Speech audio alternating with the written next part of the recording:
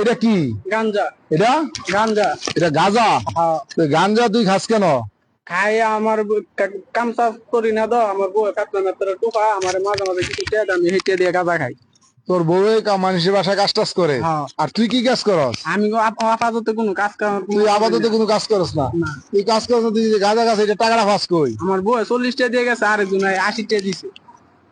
আরেকজন 80 টাকা কে দিল তোরে, দান করছে হ্যাঁ।